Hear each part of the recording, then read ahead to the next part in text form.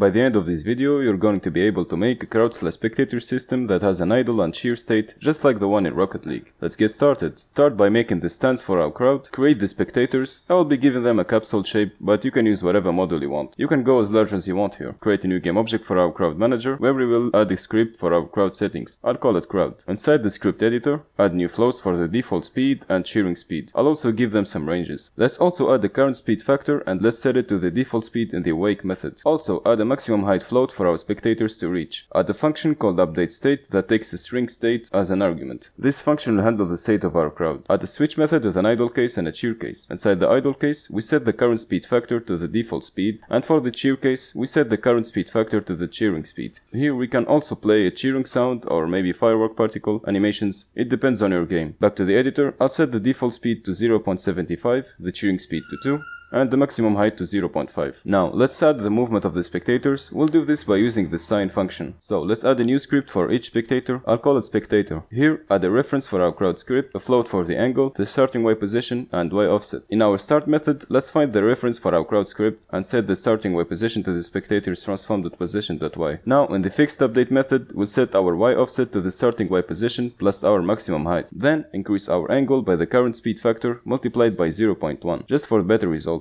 Next, we'll create a new vector tree called newPosition, which will take the spectator's transform.position.x, his y offset plus mathf.sine angle multiplied by the crowd maximum height, and lastly their transform.position.z. Let's not also forget to set their position to the new position vector. If we test the game now, we will see that the spectators are going up and down thanks to the sine function. Now to make the crowd cheer, we simply need to call the updateState method and pass in the string cheer. You can call this method whenever you want your crowd to go into the cheering state, for example when you score a goal in your game. For the sake of this tutorial, I'll just call this method inside the crowd script by pressing E. We also need a way to get the crowd back to their idle state. We'll do this by calling the updateState method and passing in the idle string. Again, for this tutorial, I'll simply do that by pressing on A. Now when I press E on my keyboard, the crowd starts cheering, and when I press A, they go back to their idle state. Let's spice things up by adding some randomness in the spectator's movement. In the crowd script, we add a randomness factor float. We'll give it a 0 to 1 range. And in our spectator script, add a new float called random speed. In the start method, we set the random speed to random.range, crowd.default speed minus crowd.randomness factor for the minimum, and crowd.default speed plus crowd.randomness factor for the maximum. Now we simply multiply our angle by the random speed in the fixed update method. In the editor, we set the randomness factor to something like 0.1, and we should see the spectators moving at random speeds. Last but not least, we can add random colors to the spectators. In the spectator script, called choose_random_color method from the start method, inside of it we get a reference to the spectator renderer and its material. Then we set the material color randomly by choosing random RGB values like so. And lastly, we set the renderer material to the new one. As you can see, we have random colors for each spectator. And there you have it, a functional crowd system that can react according to actions and can be expanded upon. You can add more states, maybe add sound, fireworks or animations. It's up to your imagination.